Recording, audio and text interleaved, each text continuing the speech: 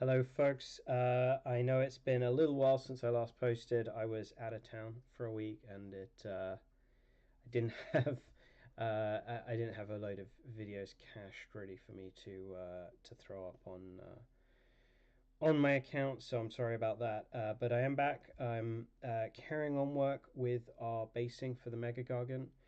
Don't worry, we will get back to the Mega Gargant himself soon. But for the moment, we're going to carry on working on the base. I'll just switch our screens here, and so we've got the results of our airbrushing from the last session. So we've got the little bit of fencing pieces which I've put on toothpicks for us to work on separately, and then we've got our big old base here with our little mushrooms and our squished squig. So what we're going to do now is start adding some brushwork to the airbrushing. And the first step of this is going to be a little bit of dry brushing. We're going to do a couple passes. I have got a selection of paints here for different effects, for different things. A lot of these are scale color paints. Scale color paints are a kind of gel base. It's really hard to describe them unless you've actually interacted with them yourself, but they have a very, very strange kind of texture to them. It makes airbrushing with them pretty tricky, but it does actually make them amazing for just straight up dry brushing. Gives them really nice, smooth, creamy dry brush effects. So we're going to be working our way up layer by layer, and actually, ironically, unlike almost any other highlighting, the way that this base is kind of structured, we're actually going to expand the area that we cover as we go up in brightness in a way, because we're going to highlight the inside area only with the darker colors, and then we'll move to brighter colors on the way out because we've already started applying some of that shading. So I've got a couple of colors here that are pretty close to each other. Vallejo's chocolate brown is one of my all-time favorite colors, and I use it a lot. The walnut is a little bit more desaturated. I kind of want to stick to slightly reddish hues for this. So I think I am going to go with the chocolate brown, but I was umming and ahhing over it for a bit. So put a good gob of that on the kitchen towel. I'm going to use my my little dry brushing palette here that my buddy made for me.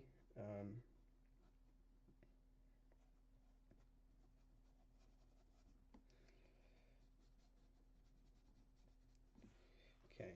Now this is heavily textured, so we can actually get away with a slightly coarser dry brush here. Some of the texturing is not stuck as well as I'd like, but it's not going to be a problem because we're going to be able to hide over all of those bits that I break away with our grasses and our texturing later on as we do the finishing stages. So don't worry about trying to paint over it or anything like that. We will fix that shortly. I'm actually gonna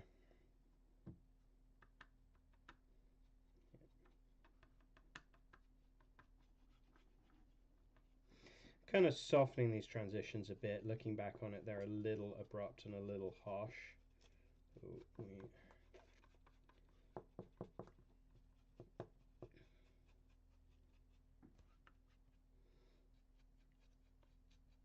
Keeping the most shaded areas still the darkest though.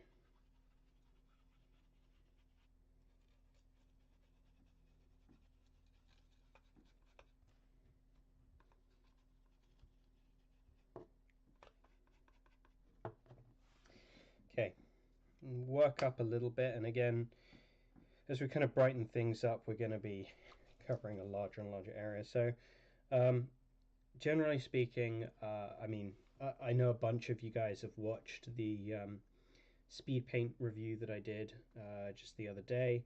I was actually pleasantly surprised by them. I would recommend them. I'm going to be experimenting more with them.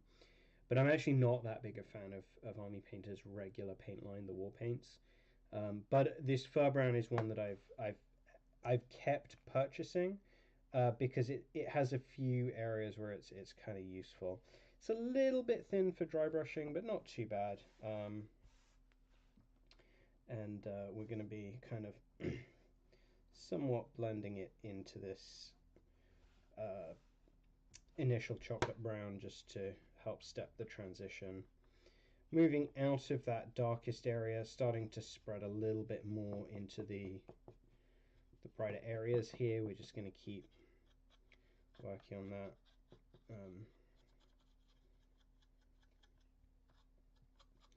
Might actually just straight up use it for base coating the fencing. Honestly, it's a good color for wooden fencing, and it'll be a little distinct from the yellower browns of the basing, because it's quite a warm brown.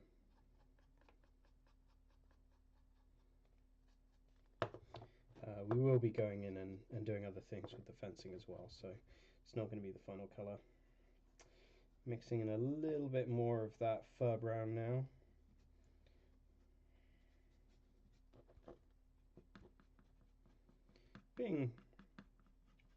Keeping a fair amount of paint inside of the dry brush here. I'm not trying to scrub it all out at this point.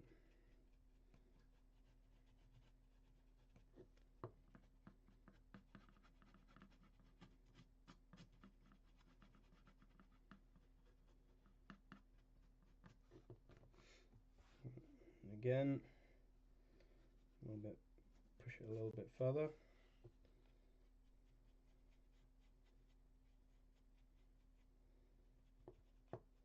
We've knocked back that contrast between the light and the dark pretty heavily now. Mostly, as you've noticed, by darkening up the surrounds more than brightening up the interior. But we're going to go back and offset that a little bit as we go, so don't worry. The beauty of this is that there's a lot of back and forth you can do to rectify it. If everything gets brightened up too much, you can knock it back down with a wash. If it gets darkened down too much, you can pick it back up with a highlight. So we've got a lot of scope. So far what we've done is we started with the chocolate brown, introduced the fur brown, and now I think I'm going to make a pretty big step change up to birch. This is quite a yellow, pale yellowy kind of whitey ivory. I was debating mixing in Iroko in between. I think that might be a little bit too sandy, but if it proves that the birch is too big of a jump, I can just jump back down to the Iroko and it'll be fine. So we'll see how this goes. With as much texture as this base has, it does a very good job of hiding many sins of sudden jumps in color, etc. So this should work out pretty well. Yeah, so you mix that in and it's already kind of knocked back down quite substantially. Picking out the red hues a little bit more than I anticipated actually, but I think as we get to the purer the birch on its own, it'll come back a bit.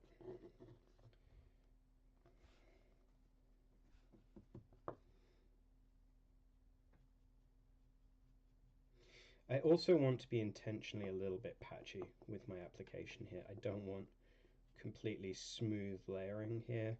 Earth has kind of many different textures to it. I'll often throw in thin washes and wet blend onto the surface of a base. I probably will actually do it to this base as well shortly, just to help bring out little bits of contrast and visual interest that really give it a more lifelike feel to it. Greens and reds and browns especially are good for that. Okay, so this dry brush is picking up quite a bit of dirt at this point. My dry brush sponge is buried. Apologies if this is making a lot of noise. So what I have here is the secret of, well, there are two secrets of dry brushing. One is a nicely shaped dry brush, and the other is a sponge. This is something that Artist Opus really popularized. It's very much how makeup artists have worked for a long time for their blending on faces. This just gives you a lot more control over what the brush looks like. It's great for cleaning out the brush. That's what I use it for heavily, but you can also reintroduce a little bit of moisture to the brush if you've dried it out too extensively. So this has still quite a lot of pigment on the brush, but there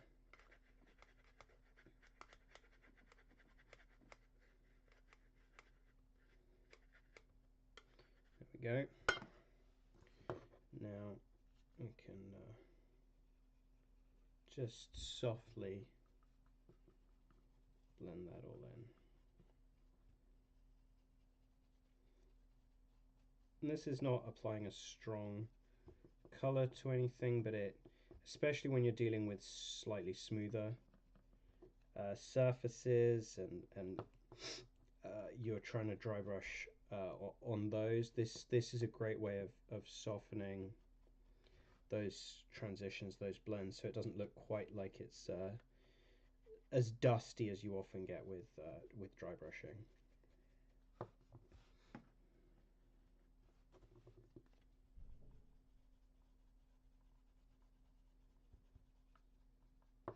Okay, we've still got a very heavy brown tint there. I'm going to just try and scrape off as much pigment from the brush as I can. Go back in with our birch again.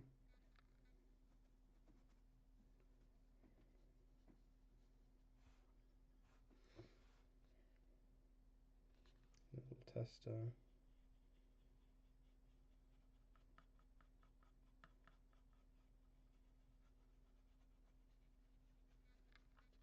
So the reason that I'm focused on the left-hand side of the base is because that's actually the leading edge, right? When you're working on a base, you do always want to be mindful of where your leading edge is, and the reason for that is you want naturally the eye to be drawn to the front of the model, and the front of the model and the front of the base, if they're brighter, the eye is more drawn to them. So that's why I've been mostly focused on that edge. We've also got, you know, the shadowing at play, so obviously the center of the base is going to be darker and is going to be less visible in any case because of the presence of our buddy Hradoth. So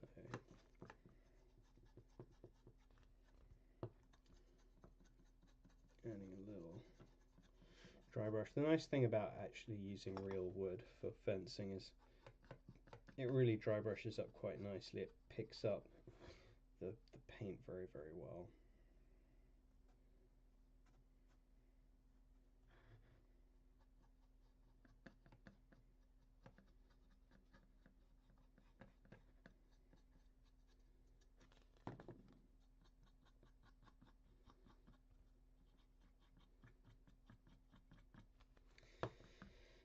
Alright, we've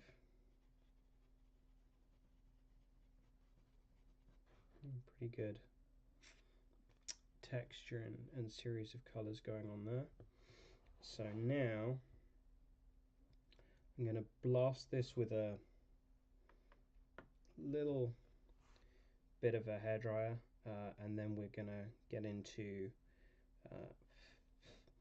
adding some wash to this base to help tie it all together, reintroduce those shadows, etc. So hold on, I'm going to mute just so that you don't get blasted by the sound of the hairdryer.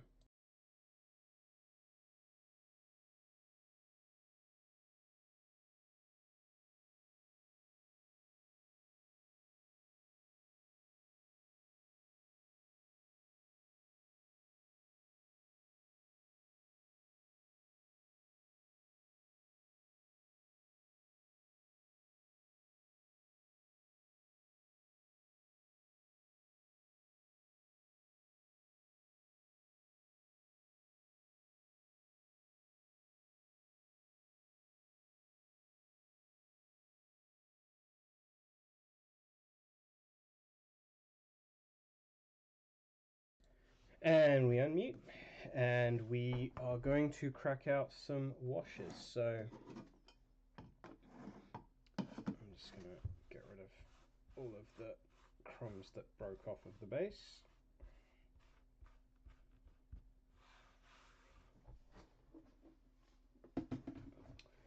Now, my preferred tools for this kind of stage is inks. Got a whole variety of inks here, right? We've got an olive green, we've got a sap green, which is a bit darker.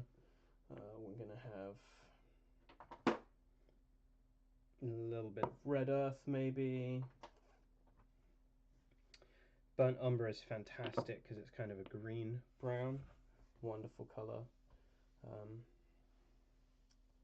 Yeah, I think those should do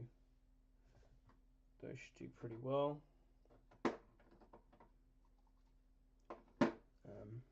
We don't want colors that are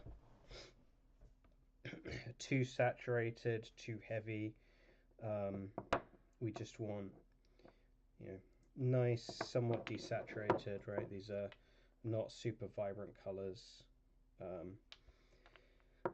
that we can put on. And the other secret ingredient that we're going to use is quite a bit of water. So we are going to go with my favorite technique for painting, which is careful and precise. Oh man, I think some of these inks may have seen better days, but yeah, one of the things I love doing with paints when I can is just directly applying them to the surface of whatever I'm painting. It's not a precision application, but in situations where you're painting bases and things, it gives a really beautiful organic kind of feel to what you're doing.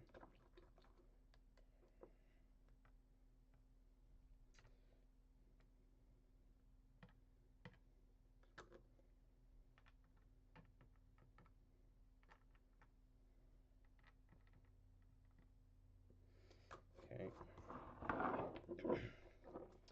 I might also introduce some Payne's Grey to pump up the shadows a bit.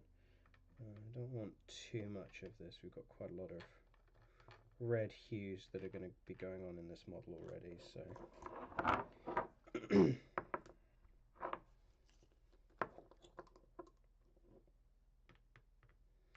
and then the burnt umber is kind of acting just as a more regular shadow. It's going to kick everything back a little bit. Can introduce it to a little bit of the recesses, and then I'm going to be bold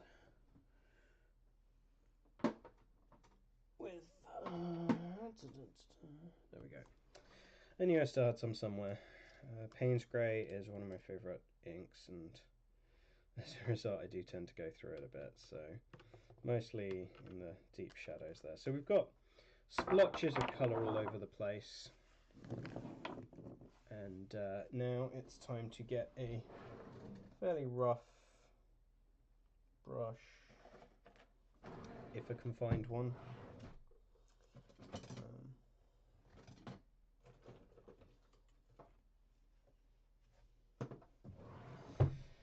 Alright, we'll just use the old standby.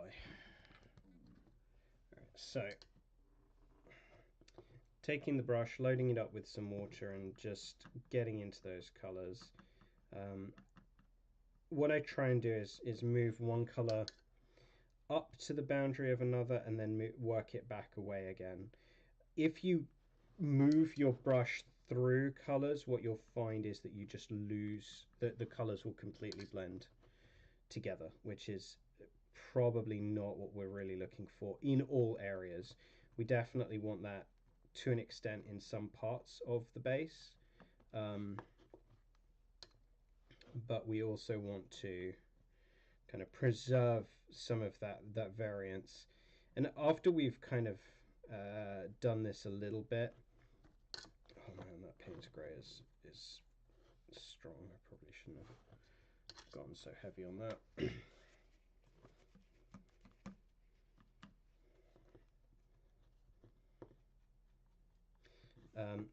You know, after we've kind of established some of those colors, some of that variance, we can then control it further and blend things, etc. You are, as you can probably see me doing, introducing quite a lot of water to this. That is largely because there's so much texture. The texture kind of retains the water and stops it flowing in the same manner as it would on the surface of a smooth model, right? If you added this much water into a Space Marine, you'd be just paint would be dripping off of the Marine. But because there's so much texture here, it kind of holds the paint in its place. It also helps with that kind of preventing the paints from completely flowing together. But you do want to do this somewhat speedily. Obviously, these are acrylics. They do dry relatively quickly.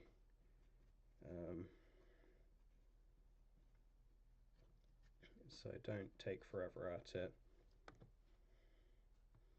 Once you kind of got a first pass on wetting the whole surface, that's the perfect time to come back in and refine what you're doing. We're using heavily contrasting colors here as well, right? We've got reds and greens and the like. Now this is all looking very, very excessive right now, and that's fine. Don't worry about it, right? This seems kind of completely wacky. It looks almost more like a toxic swamp or something. But that's absolutely fine. We're gonna control that. We're gonna rein that in a later step. So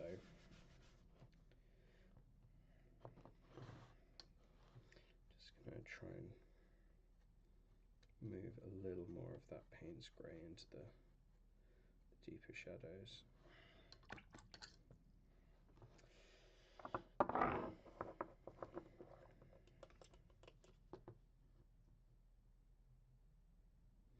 Another interesting effect you can do is wet the surface first, as I effectively have just done, and then add your pigments in afterwards. They flow a little bit more, but it can be quite a nice effect. I'm just working to build out a little bit more shadow around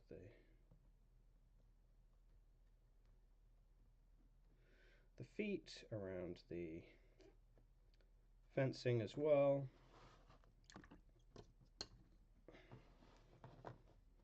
Pick up a little bit of the outskirts of that, apply around the foot here, a little bit around our squig buddy. Right, just try and clean off the squig himself. He does not want to be quite so dark.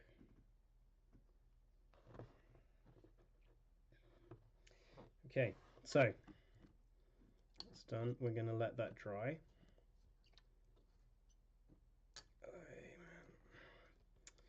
So I had not really set up my paint station properly, or in fact my computer properly, since my business trip, so I'm operating on a fairly bare bones view, as you may have seen from the splash screen if you joined at the start.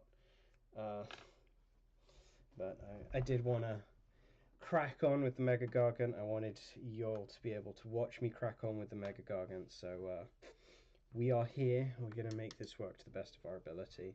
Last thing I'm going to do is just clean up the edges. I'm not trying to smooth the paint out. I'm just trying to stop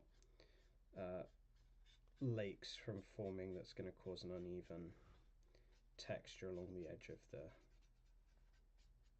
the rim, so that we've got a nice smooth rim finish when we get to the end of this all. Alright. Okay, so I'm going to crack out the hairdryer again and just let this dry. If you were wanting to hairdry and accelerate the drying process, do be very, very careful, because the hairdryer can easily push paint around the surface of the model.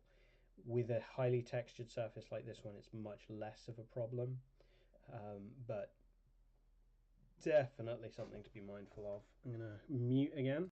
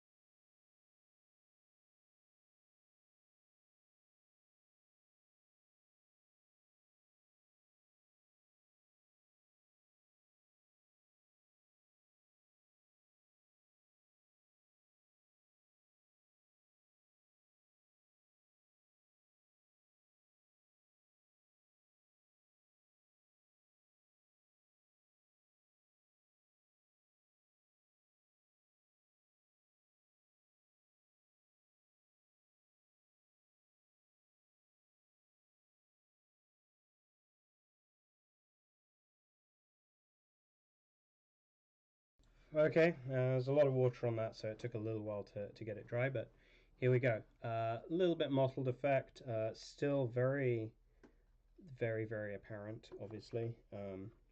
We're going to address that, so don't worry. We're going to go back to our dry brushing to do so. So, dry brushing again, we're going to refresh our paints, apparently.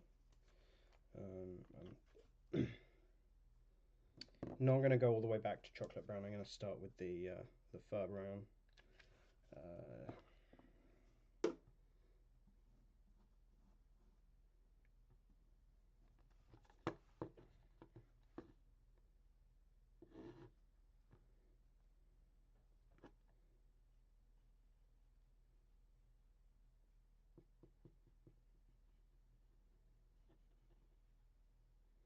Again, really much more interested in the brighter areas.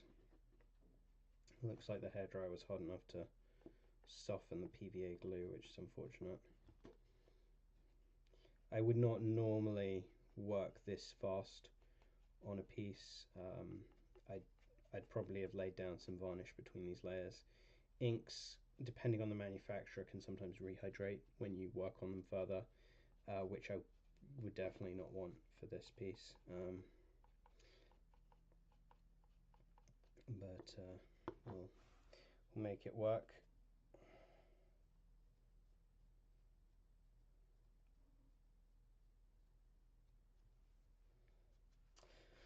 This brush is going to need some TLC. I'm done today. Next up, again, we're going to jump straight up to birch, and birch is going to be the main the main dry brushing that we apply now. So we'll do the same as we did last time, a little bit of blending it into the previous color.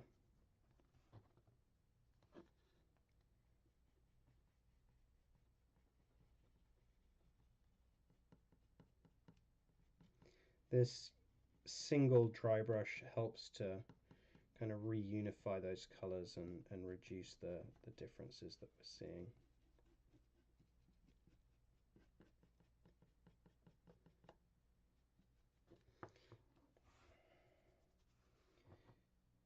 And another round with more birch present.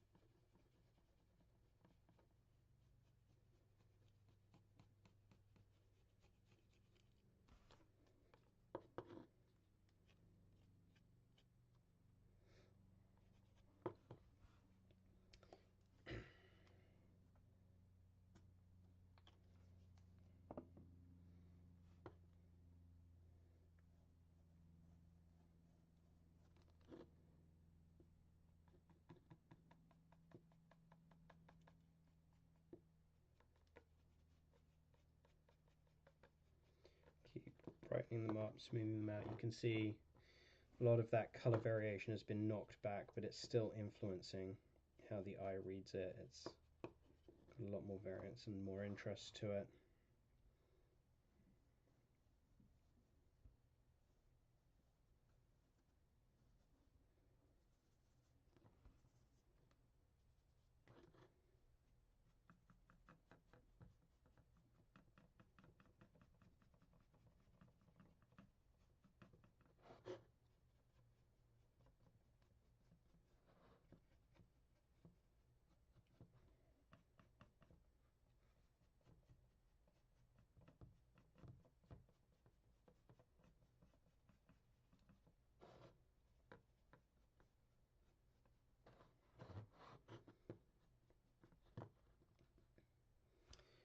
Okay, and I think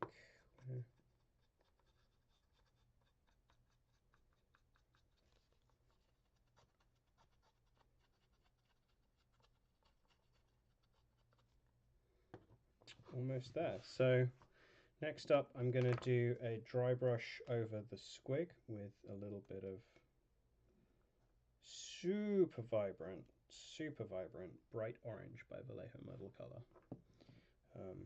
This is going to get knocked back quite a bit by the birch that's already in the thing. You know, actually thinking about this, I'm going to move to a much smaller dry brush. I'm going to call it a day with this brush, wash it off, scrub it out.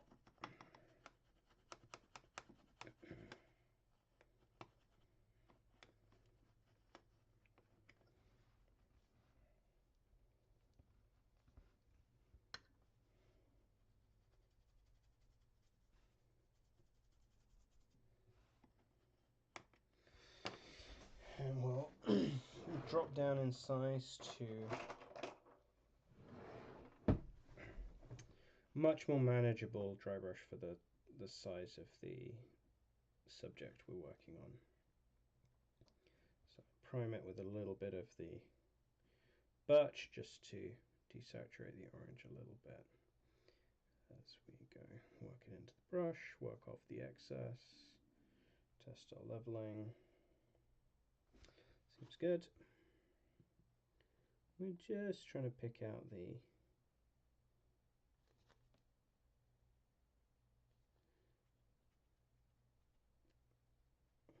brightest areas. And the other effect you could use to do this is a little bit of a stippling or an edge highlight, and I will probably revert to an edge highlight as we get nearer to the finished product. But I just want to build up some of that light dark contrast initially. Again, remembering that the foot is going to be right here, so we do want to kind of preserve some of more prominent shadows around the edge of the foot, because the foot is going to kind of overshadow some of the I might also just use this opportunity to paint one of these little mushrooms orange, seeing as we've got the paint out. One useful technique to remember is it actually benefits you to try and use the same colors on various elements of a model. It helps unify what you're doing, bring everything together, etc. So it's not just lazy, it's also an artistic decision or something. That's my excuse, and I'm sticking with it, people.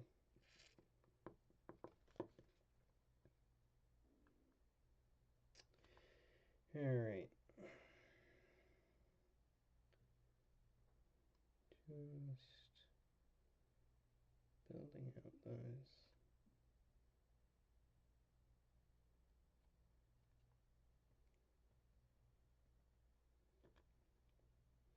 We're really starting to refine our application at this point. We're getting a lot closer to the finished product. The loosey-goosey of just throwing washes and inks on everywhere is a thing of the past at this stage. We're starting to refine what we have down now.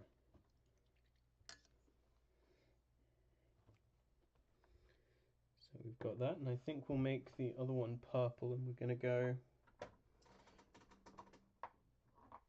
with a slightly different application for that purple. And we're just going to give it an initial contrast so that we get nice shading around those speckles on it, which we'll pick out.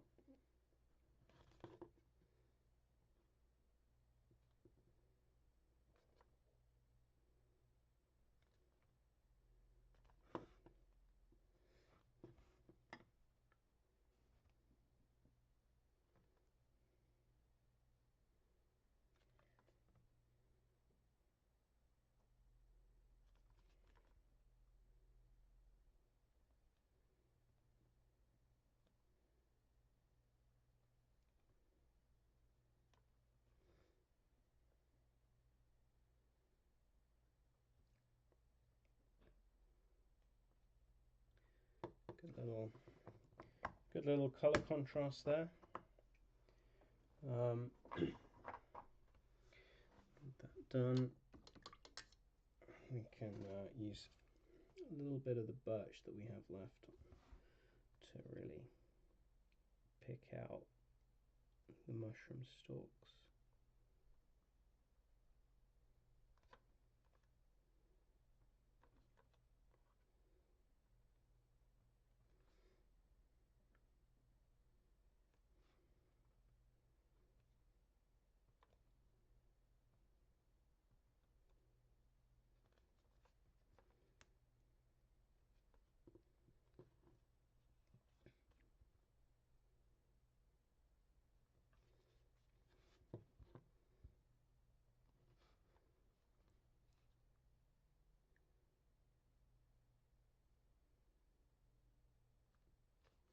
Probably still a little wet to be picking that out. Get the squiggy eyeballs started as well. Teeth. I will often paint like this, where I'll see something that needs painting and I'll look at what I currently have on my palette and just see what I can use for my palette. And you know, largely it's because I'm lazy, but it does, as I said, you know, also help to unify the colors that you're seeing and bring everything together. So yeah, there are benefits to laziness sometimes. Okay, so there we have it. We're getting there. Let's bring this in a little bit so you can kind of see we've started picking out the eye and the teeth there. We've got some color applied to those little mushrooms. So next thing I'm going to do is a much more traditional wash. We're going to crack out the old Agrax Earthshade. There we go, non-gloss. And we're just going to use this Agrax Earthshade to shade down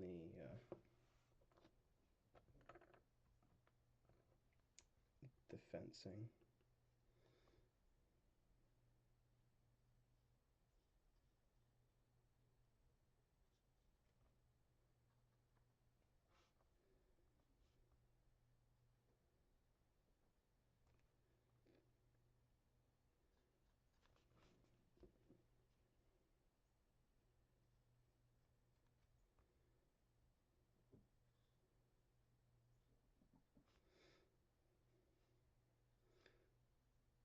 As I said, with wood it does a great job because it really sinks into those recesses and the grain and helps pick it out.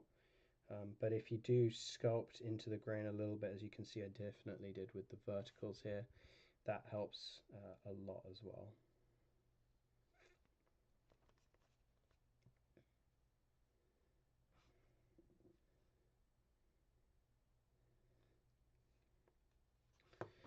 Also going to start staining these ones whilst we're at this. They're going to have a slightly different hue to them, but I kind of want that because most of them are going to be in the shadow of the giant. So let's an intentional choice there to act like that.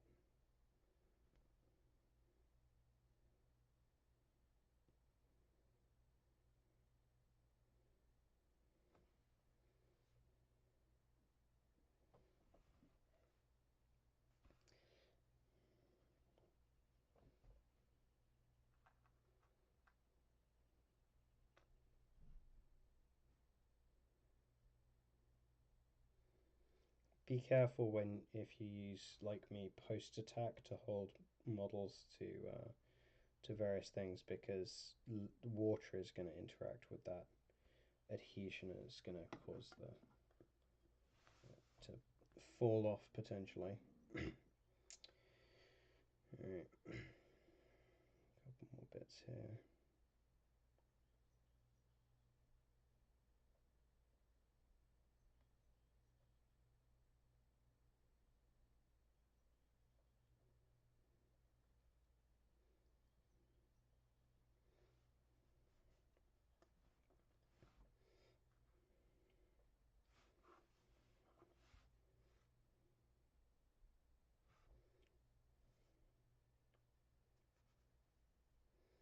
I'll put a couple of coats on these. I'll probably do it off camera just to build up those colors, match it a little better to what we have on the model already. I probably went a little heavy-handed with the zenithal for these. But that's okay. We can adjust and fix it up as we go. So okay. In case you're wondering why those broken segments of fencing are being done separately, which is a completely reasonable question, it's all because I want them to be crushing the grasses that are going to be underneath them. So you know, the grasses are older than the freshly fallen fence posting, which is literally just fallen. So I want to get the base to a point where the tufts and the flock have been applied before I have to add in the fallen fence posts, so that those fence posts kind of crush down on the grasses. Okay, so that is where we are at the moment. I'm gonna do one last quick thing before we wrap up today. I'm gonna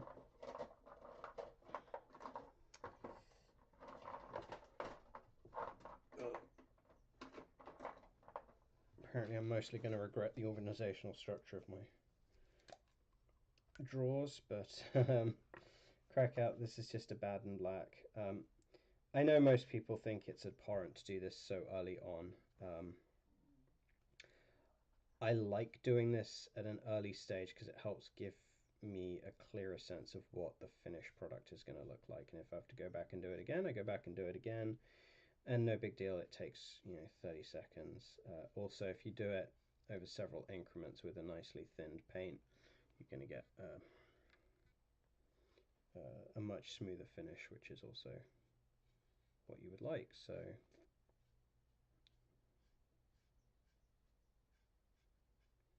just be careful as you're doing this that you're not painting the top of the base, because that can be quite difficult to fix if you do it.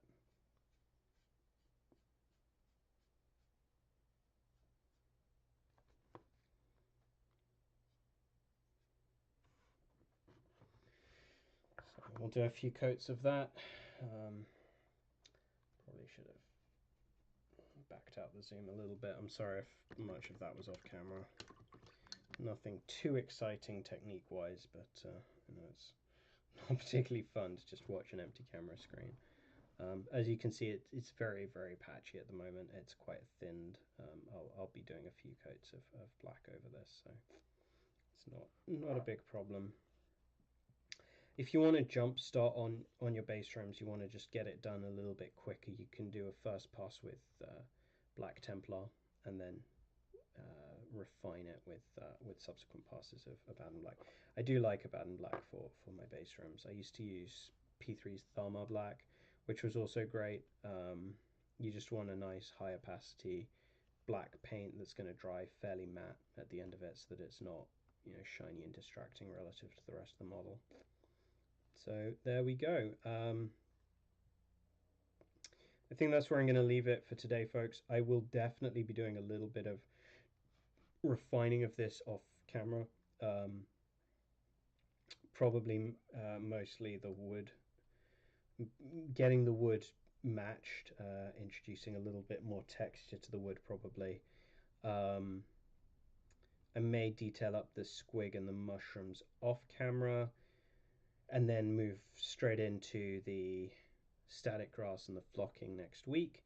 If you really want to see me painting up the squig and the mushrooms on camera, please put it in the comments below, or throw it up in the chat right now if you're watching live. That is something I can do on camera. It will set the process back another week or so. It's not the end of the world, but you know, I kind of want to make sure I'm keeping things interesting. There's going to be plenty of me painting details with Hradoth himself. So, you know, if you want more of it, we can do more of it. If you just want to move on to the static grasses, which will be kind of a new technique, then we can do that too.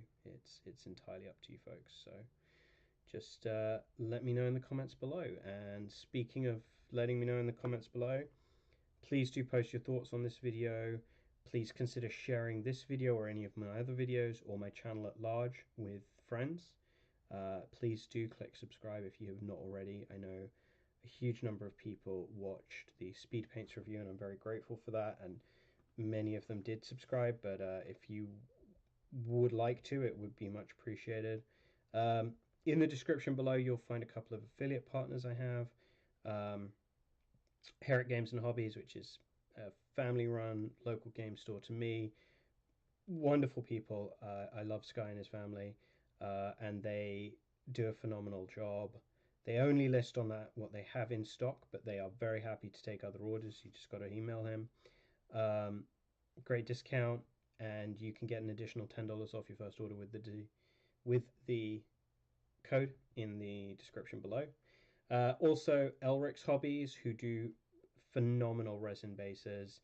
I'm going to be using a bunch of them on a charity army that I'm painting up at the moment.